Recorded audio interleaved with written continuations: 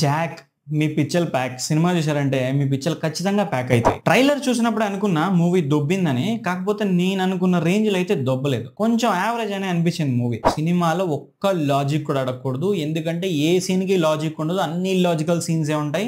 Full cinematic Liberty తీసుకున్నారు. ప్రతి scene లో సినిమాటిక్ లిబర్టీ అంటే హీరోకి ఎలా కావాలో, హీరోకి ఏం కావాలో ఎలా కావాలో అలాగే జరిగింది సీన్. అమ్మ సెంటిమెంట్ ఒకటి ఇరికిచ్చాలని చూసారు సినిమాలో, అది లేకుండా ఫుల్ కామెడీ ట్రాక్ లోనే తీసుకెళ్ళి ఉంటే బాగుండు అనిపించింది. డీజే టిల్లు లాగా డైరెక్టర్ చాలా తెలివిగా ఆడాడు అనమాట. ఎందుకంటే సిద్ధు బాయ్ని చూస్తే మనకి ఖచ్చితంగా డీజే టిల్లు వైబ్స్ వస్తాయని చెప్పి సినిమా మొత్తం అదే పెట్టేశాడు ఆయన. డీజే టిల్లు వైబ్సే అట్లే ఉంటది. సిద్ధు అన్న మాట్లాడుతుంటే టిల్లు యాంగిలే కనిపిస్తుంటది మనకి. సో దానికి తోడు టిల్లు బ్యాక్గ్రౌండ్ మ్యూజిక్ కూడా అక్కడక్కడ ప్లే అవుతుంటుంది. సో ఇది కొంచెం తెలివిగా ఆడాలనిపించింది. ఎందుకంటే లేదా మనం కంప్లైంట్ చేస్తాం కదా, డీజే టిల్లు లాగా ఉంది, డీజే టిల్లు లాగా ఉందని. ఆ కంప్లైంట్స్ ఏమి రాకుండా ఆయనే చెప్పేశాడు డీజే టిల్లు లాగే ఉంటుందని.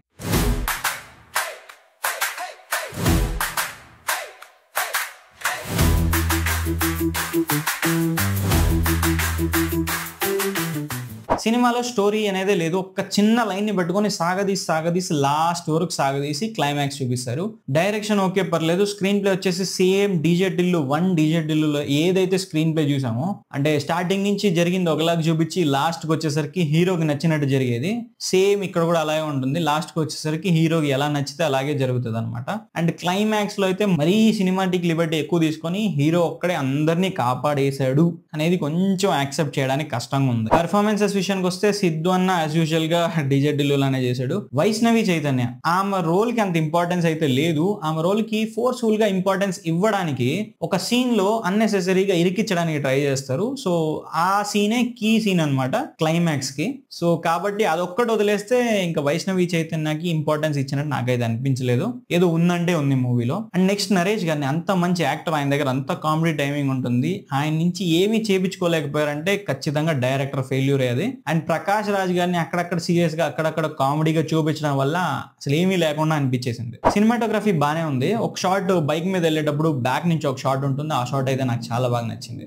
మ్యూజిక్ అండ్ సౌండ్ అంటే ఇక పాటలు ఓకే పాటలు, బ్యాక్గ్రౌండ్ మ్యూజిక్ వచ్చేసి ఓకే బ్యాక్గ్రౌండ్ మ్యూజిక్, అంతకుమించి ఏం లేదు. మధ్యలో డీజే టిల్లు మ్యూజిక్ కూడా వస్తూ ఉంటుంది. ఎంటర్టైన్మెంట్ వాల్యూ అంటే ఈ సినిమాకి మధ్యలో 2 సార్లు నవ్వుకోవచ్చు, అంతకుమించి ఎంటర్టైన్మెంట్ వాల్యూ ఏం లేదు.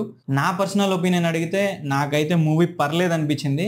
కొంచెం సెంటిమెంట్ తీసేసి కామెడీ ట్రాక్ లో తీసుకెళ్ళి ఉంటే ఇంకా బాగుండేది అనిపించింది. అలా చేసుంటే డీజే టిల్లు లాగా అవుతుందేమో అనుకున్నారేమో, అలా చేయకపోయినా డీజే టిల్లు లాగే అనిపించింది. ఈ మూవీని అన్ని ఏజ్ గ్రూప్స్ చూడొచ్చా అంటే చూడొచ్చు ఖచ్చితంగా. ఈ రేటెడ్ సీన్స్ కానీ ఫైట్స్ కానీ ఏమీ లేవు. సిద్ధు అని ఉన్నాడు కదా, కొంచెం లిప్ కిస్లు అయ్యి ఉంటాయి అనుకుంటారు, అలాంటివి లేవనే చెప్పాలి. ఆల్మోస్ట్ నా పర్సనల్ ఒపీనియన్ అడిగితే నాకైతే మూవీ యావరేజ్ అని అనిపించింది. ఇది ఫోక్స్ ఇవాళ మన వీడియో మీకు నచ్చిందని అనుకుంటున్నాను. వీడియో మీకు నచ్చితే లైక్ చేయండి, నచ్చకపోతే కామెంట్ చేయండి, సబ్స్క్రైబ్ మాత్రం ఖచ్చితంగా చేసుకోండి.